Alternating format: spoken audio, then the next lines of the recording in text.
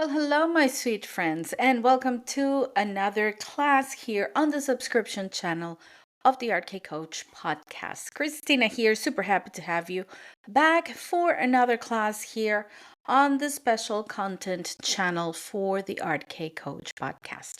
So, this week's episode on the RK Coach podcast is about getting clarity for your business through curating your own business pitch, not for a business investor, but for yourself. I mentioned in the episode how sometimes I feel stuck when I try to explain to others what I do because I do many things. It's not like, oh, I'm a doctor or oh, I'm a lawyer. It's like, no, I'm a mentor, coach for cake artists, and I teach, and I have a podcast, and I have a YouTube channel, and I manage, there's a lot of things happening at the same time. So it's hard for me. So I decided to create um, my own business speech. But more for me, actually, the prompt that I use, because I did ask some help from ChatGPT once I had all the information in hand, was imagine I find myself at a dinner party with my husband's family and friends from my husband's family side, and they ask me what I do, and I need to explain. So it's like total random stranger. So I created it, and it was so good to clarify the vision that is why I before we move into time management, I decided we need to clarify that vision, because if we do not clarify it before we move into the management, we don't know what we're managing. We're just keeping ourselves busy and managing a lot of planning, but we don't actually know what are we managing for. And that is the idea with the episode on clarity. However, there is some extra content that I want to leave you here on the subscription channel of the podcast that has to do with that messaging. Just to go a little bit deeper, that all the information that I share with you on the podcast. So stay here because the class is about to start. Well, I want to start to talk to you, or I want to start by talking to you about your brand. Your brand consists in many things, and it's not just a logo and some beautiful fonts and beautiful colors. Your brand talks about your purpose, your mission, and your unique selling point. So, a brand is more than a logo. It is your product, it is your service, is what you spark on your customers. Think of your brand as a whole being, as a whole personality behind your product. When you see my brand, you see Christina. You see purple, but you also see fun. You see friendly. You see down to earth. You see it almost kind of funny, slappy. Kind of not totally organized, because even though I'm very organized, but it's like down to earth. It's not very curated to the T. It's not beige, because I'm not beige, so it's not beige. So all my brand has to do, and when you see something, you say, oh, that's Christina. That's Christina. Because first of all, I branded from me. Like, I didn't create a brand and then adapt it to the brand. The brand that was created from me. It is organic and it's easy to keep because it's true, is what I am. So, one of the first advices that I'm going to give you when you think of your brand is think of your true self. Think of you, who you are, how you talk, how you transmit, who you talk to, who you feel comfortable with, because all of that is going to keep consistency throughout your brand. You need to have a clear mission on what you're doing and a unique selling point to represent your brand. Brand need to be bigger, need to speak louder than the product. What happened? The market is saturated. We know as cake artists and as cake decorators how many cake artists and cake decorators are out there. saturated is not the right word, but it's a busy market. You have many products, you have many things to choose from. And if you go to the simple, like, oh, it's just a cake, there are many people who do or who bake just a cake, and they're good, they're fine. So you don't need to choose much, because you can find, even in your own town, you can find, I don't know, 3, 5, 4 people who do the same, even if you are in a small town. So, I mean, you try one, you try the other, nothing much, right? So, if you really want to stand out, what makes you stand out is how you present your product. And how you present your product is your brand. I want you to think of the brands or the stores or the cake artists that are iconic for you, that are, niche, that you, when you think of a cake, you think that. We are so, I'm not going to say tired, but we have seen so much, like on Instagram, when we see those big, huge desserts they sell in London. Well, let me tell you what, every time I go to London, I make a list of the places that I want to go, because only but what I see people experience and how people feel and how the product is presented, I might just take a detour from whatever tourist attraction I'm going to have a special donut or to have a special cheesecake. Because since I'm there, I want to go, I want to try it, because it's presented so well. And what shows me is more than just a cheesecake, it's more than a donut, it's an experience. So that is the brand that you want to be. You want to be an experience for your customer to collect your product, to have your product. What happens is, you need to focus on not only that mission, but you need to focus on your unique selling point. Where do you see your brand in the future? What is that thing that makes you unique? And that's going to be your homework number one. I want you to sit down, and think about the mission. And when I think the mission is like, oh, I want to help people, it's like, no, we bake cakes, guys. So the mission is, the motion behind your brand and behind your cake. What is that you want, that you feel when you bake, and that you want your customer to feel when they taste your baking goods? And of course, that is connected to your unique selling point. What is that special thing that makes you, and that makes your cake unique, or your products, or your baking goods? So, and where do you see your brand in the future? This is connected to the clarifying vision on the episode that I just mentioned at the beginning. Now, as I mentioned before, the market is quite full. There's so many people baking cakes.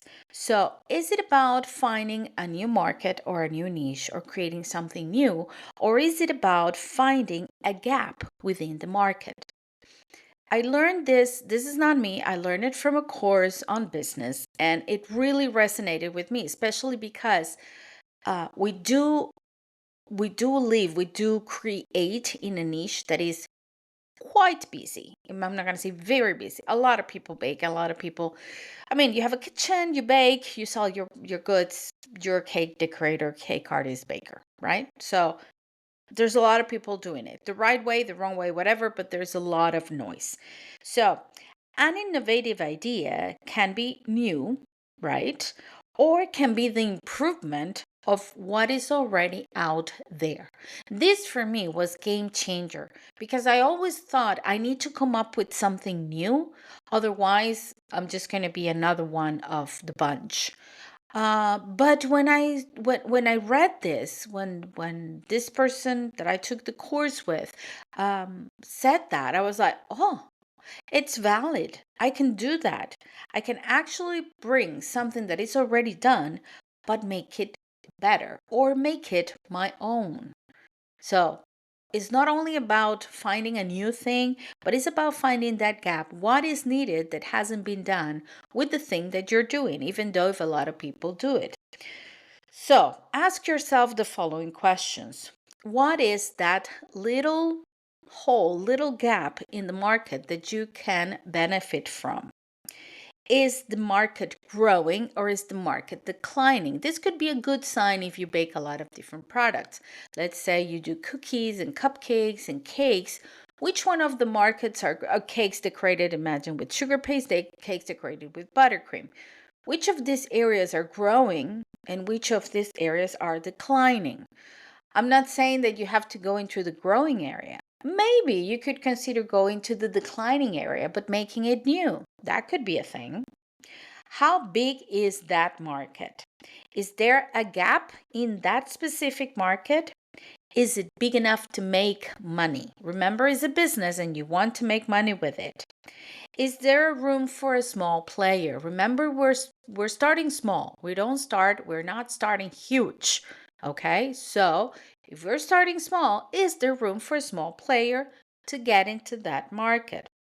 How could I enter that market being a small player, and what is missing in that market? All of these questions will be in the description of this episode so you can check them out later. Know your customer, do your research, understand them, what they want, and get honest feedback. We're going to talk about feedback in a second. Don't go anywhere. As I was mentioned before, and I left the last part talking about getting honest feedback. This is crucial to really know if your product resonates with the market. And when I mean get an honest feedback, I'm not talking about your mom and your best friend, because they're always going to say it's nice, or your husband or your wife. No, they're going to say like, "Oh, it's great. Oh, it's lovely." Now, go to people who don't know you, people who are known or know something about the niche that you're wanting to work with, and present your cakes, present your goods, taste them, your packaging, your message, and ask for honest feedback.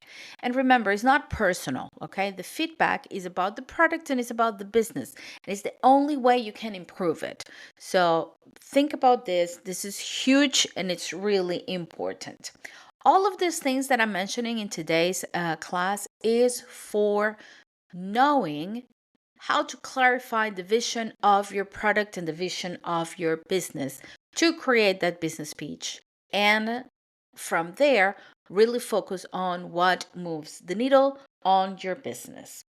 Another key factor, but this goes farther ahead, is to know your competition, good or bad. Whoever is on the same niche and is doing the same thing, find the patterns. They're patterns for people who succeed everywhere. Follow those patterns and learn from them. Don't be afraid to learn from them. Don't be afraid to tell them that you're learning from them. Don't be afraid to tell them that you look up to them. I do that even in my own niche. I contact other cake coaches and I praise them on the things that they're doing that I think are great. I learn from them. I buy from them because I need to know if the products are good enough to that they work and that I can even recommend it to my audience. For example, recently I do not have any tools, and I mentioned it before. I do not have any tools on pricing, money, money tracking, all of that. My tools are on time management, goal setting, and workflow. And one of I will say my colleague, okay, Kate from the Cake Business Club, she released a new product on keeping track of your finances and your taxes. I was so curious because I never thought, I was like, wow, this is great. And she actually has one that is not just for UK.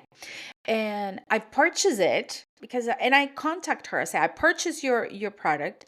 I think it's great. I'm going to take a look at it. I'm going to see how it works. I'm probably going to use it myself and I will recommend it to my audience because that's not the product that I sell and I think they could benefit from it. But I need to buy it first and I need to check that it's okay. Fine. She's all, okay, great. She's probably going to go back into the app, into the podcast, and she was going to talk about it. So don't be afraid to know who competition. I don't like the word competition. Colleagues are in the same niche that you are. You can check up what are they doing, how are they doing it, when did they start, and how. What issues are they facing? What about the whole industry? How's the industry moving? Who is setting the benchmark? How can I improve that benchmark? And how could you do better than others? Okay. If you're always following, you're always going to be in the second place. So, what can you do better or differently from whatever is there? Okay. So, once you have all your business clarified, that is when we can move into the elevator pitch. For your elevator pitch or your business pitch, and I already talked to you about this on the previous episode on the podcast, and there are several episodes about that on the podcast. I don't know, since year one, and we're close to our third anniversary. Oh my god, we're in season 3, so it will be our third anniversary, I think. Oh my god, it's getting there. Anyway, there are many episodes on elevator pitch or business pitch, but remember, this time I want you to focus this pitch on you. It's not a pitch for a business investor, it's for you to clarify your vision. I'm just gonna get a sip of water. Give me a second. Now, tips that you can use about your elevator pitch. Keep it simple.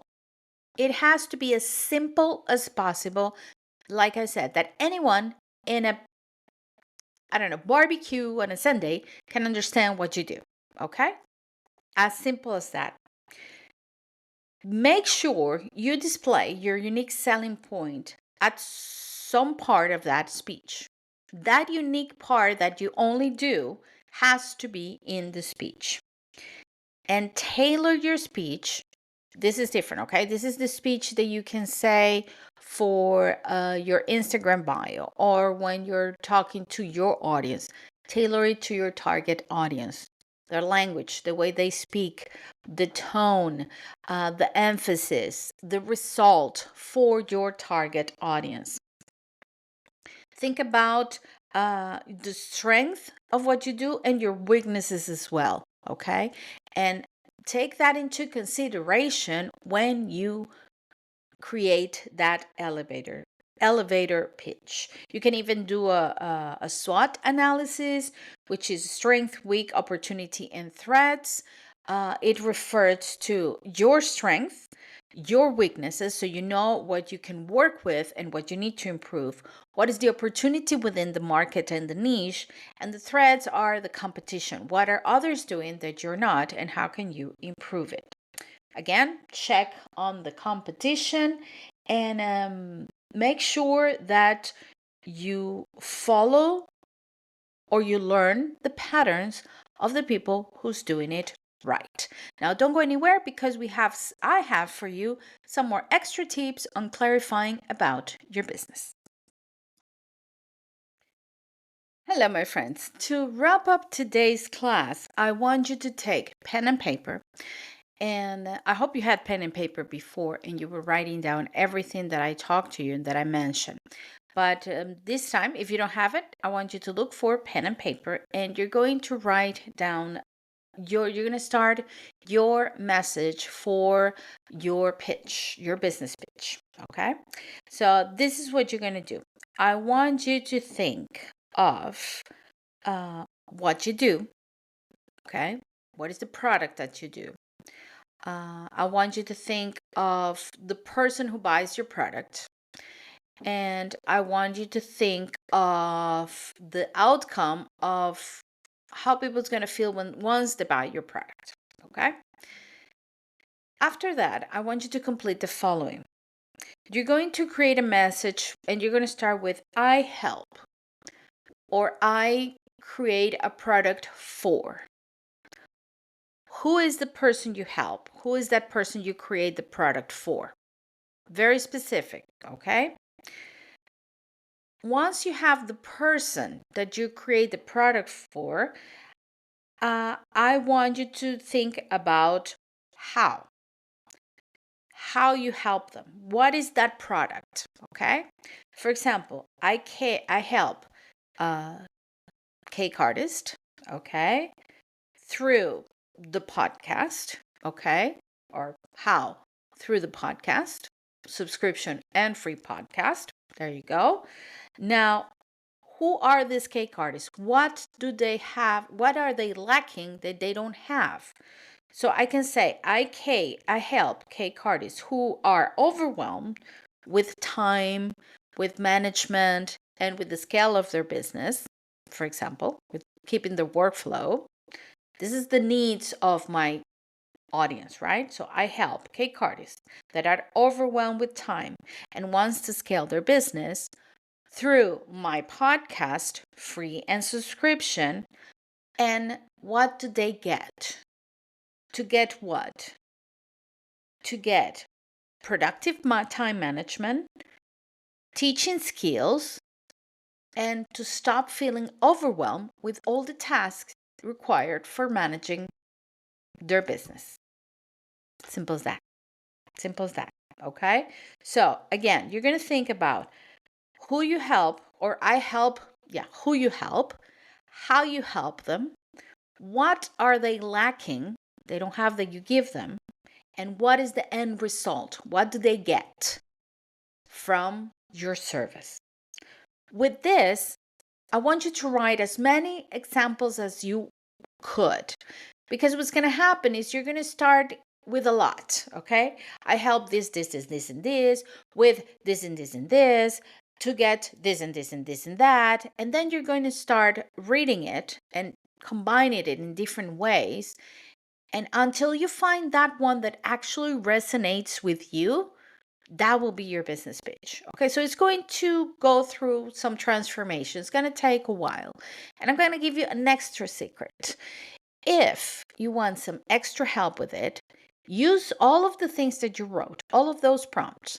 Go to ChatGPT or any AI tool that you have, and you ask, I want you to act as my marketing manager. And I'm going to give you this prompt so you can give me 5 different business pitches for my business. Okay? You start with those 5 business. Then you can even ask for a specific tone on your business speech. For whom? You can say it's for business investors, or is for clients, or is for unknown people. And it's going to give you 3. And until you find that one that resonates with you, that's your business page. I mean, I do use the help of AI, and I think it's a tool that is out there, and why not use it? But do the homework before. Like I said to anybody, don't go directly to ChatGPT or to AI. Do the homework before so you really get to know what you want, and then ask for help. And if you need any extra help with that, let me know, because I am here to help you. You can book a free discovery call. We can chat on the group. Remember that the planner, the time management planner, is still on sale. And with the time management planner, you get instant access to our private paid community where we meet weekly, well, every 15 days, and I'm always leaving some extra tools in there. Actually, this class is going to that group as well. So thank you so much for listening to today's subscription channel. I really hope that with the previous episode and this, you can go a little bit further into your business pitch for yourself and for your business investors and for your friends and family and for anybody who would like to know what is it that you do and how you do it. Okay, so thank you so much for listening. And as always, my friends, stay safe and stay creative. I'll see you next time.